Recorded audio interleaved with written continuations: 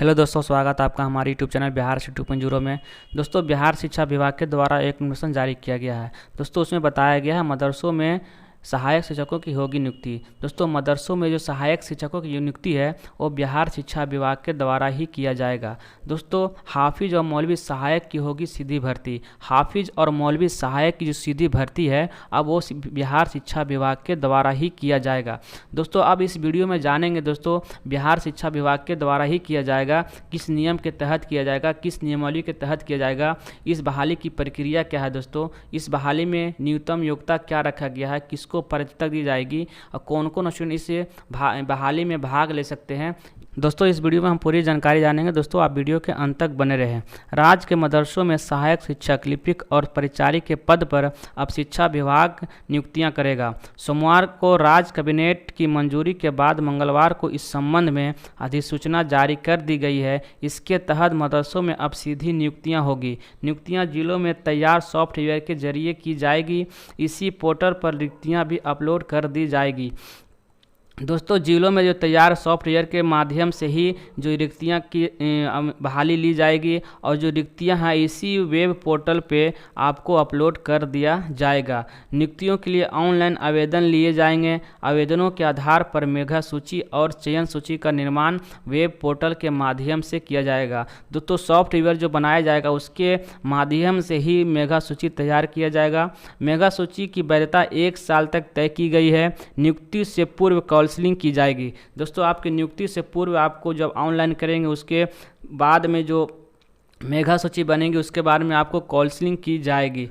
दोस्तों, काउंसलिंग जो बिहार शिक्षा सेवा के पर्यवेक्षण में होगी। दोस्तों, जो काउंसलिंग किया जाएगा वो बिहार शिक्षा सेवा के पर्यवेक्षण में किया जाएगा। चयन अभ्यर्थियों के दस्तावेज का जांच भी की जाएगी। दोस्तों, जो भी छात्र एवं छात्राएं चयन जो मेरिट लिस्ट में जो चयन किया जाएगा उसके दस्तावेज की जांच भी किया जाएगा। स्थानीय स्तर पर नियोजन में CTET और TET उत्तीर्ण अभ्यर्थियों को और फोकानिया मौलवी के स्तर पर STET उत्तीर्ण अभ्यर्थियों को प्राथमिकता दी जाएगी। दोस्तों, जो भी छात्र एवं छात्राएं CTET पास हैं दोस्तों उसको स्थानीय स्तर पर उसको प्राथमिकता दी जाएगी। दोस्तों, उसको बहाली प्रक्रिया में सबसे पहले आगे रखा जाएगा। और जो भी छात्र एवं छात्राएं STET पास है, TET जो पास है दोस्तों उसको मौलवी और फोकानिया के स्तर पर प्राथमिकता दी जाएगी। दोस्तों, इस बहाली में सबसे आगे उसको चयनित किया जाएगा। दोस्तों, अब हम जानेंगे किस अधिनियम के तहत इस बहाली को लिया जाएगा, न्यूनतम क्वालिफिकेशन क्या रखा गया है, कौन कौन स्टूडेंट इस बहाली में भाग ले सकते हैं। दोस्तों, आप यहाँ पे देख सकते हैं बिहार राज्य मदरसा शिक्षा बोर्ड अधिनियम 1981 के तहत जो बिहार मदरसों में बहाली को किया जाता था। दोस्तों, अब इस अधिनियम के तहत ना लेकर नियमावली 2022 के तहत जो है अब बिहार में मदरसों में सहायक शिक्षक की कोई भी पद हो उसके तहत किया जाएगा, वो बिहार शिक्षा विभाग के द्वारा किया जाएगा।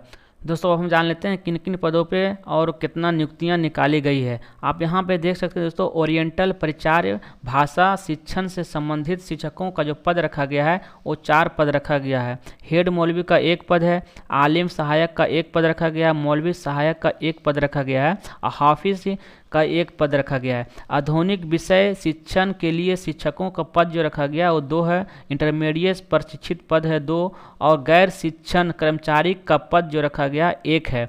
विद्यालय परिचारी का 1 पद। आप यहाँ पर देख सकते हैं गैर सरकारी मान्यता प्राप्त अनुदानित मदरसा फोकानिया स्तर के लिए जो पद निकाला गया है ओरिएंटल परिचार्य भाषा और शिक्षण से संबंधित शिक्षकों का जो पद रखा गया है 7 है।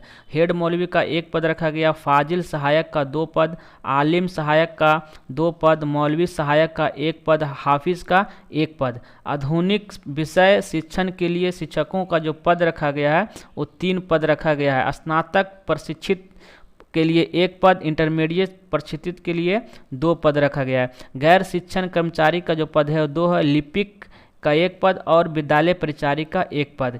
आप अब यहाँ पे देख सकते हैं गैर सरकारी मान्यता प्राप्त अनुदानित मदरसा मौलवी स्तर तक। दोस्तों, मौलवी स्तर तो जो बहाली की जाएगी वो ओरिएंटल परिचार्य भाषा शिक्षण से संबंधित शिक्षकों का पद है वो 9 पद है।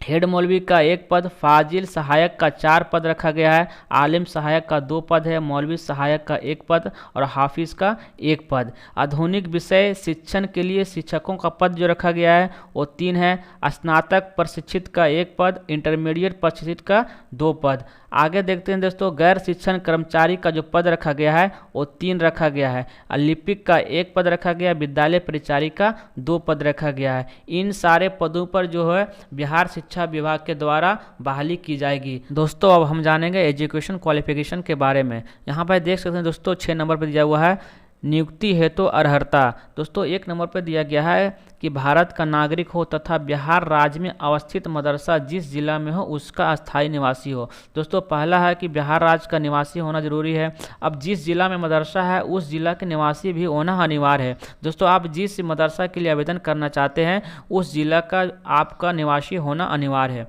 दूसरा नंबर पर दिया हुआ हेड मौलवी जो स्थानीय स्तर तक है। हेड मौलवी के लिए के पद की नियुक्ति है तो संबंधित अभ्यर्थी की न्यूनतम योग्यता आलिम होना अनिवार्य है और एवं किसी मान्यता प्राप्त मदरसे से कम 5 वर्ष का शिक्षण अनुभव हो। दोस्तों आपको हेड मौलवी अगर स्थानीय स्तर तक बनना चाहते हैं तो आपको आलिम होना अनिवार्य है एवं किसी मान्यता प्राप्त मदरसे से कम 5 वर्ष का अनुभव होना अनिवार्य है। दोस्तों आप किसी मान्यता प्राप्त मदरसे में अगर 5 वर्ष से शिक्षक हैं, आप टीचर हैं, तो आप इस पद के लिए आवेदन कर सकते हैं। तीसरा नंबर पर दिया गया हेड मौलवी फोकानिया मौलवी स्तर तक। अगर फोकानिया मौलवी स्तर तक अगर आप आवेदन करते हैं हेड मौलवी के लिए के पद की नियुक्ति है तो संबंधित अभ्यर्थी की न्यूनतम योग्यता फाजिल रखा गया है। अगर आप फाजिल हैं एवं किसी मान्यता प्राप्त मदरसे से कम 10 वर्ष का शिक्षण अनुभव होना अनिवार्य है।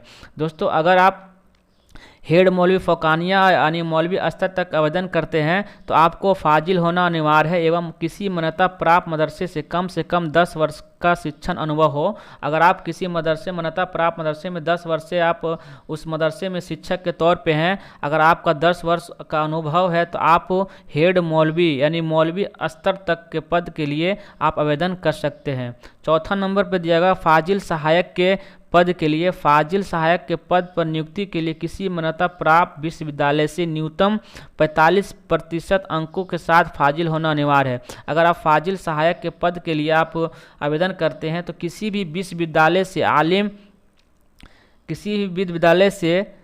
45% अंकों के साथ फाजिल होना अनिवार्य है। अगर आप 45% अंक के साथ फाजिल अगर आप पास हैं दोस्तों तो आप फाजिल सहायक के लिए आवेदन कर सकते हैं। 5वां नंबर पर दिया गया आलिम सहायक के पद नियुक्ति के लिए किसी मान्यता प्राप्त विश्वविद्यालय से न्यूनतम प्रतिशत अंकों के साथ आलिम होना अनिवार्य है। अगर आलिम सहायक के लिए आप आवेदन करते हैं तो किसी भी विश्वविद्यालय से 45% अंकों के साथ आलिम होना अनिवार्य है।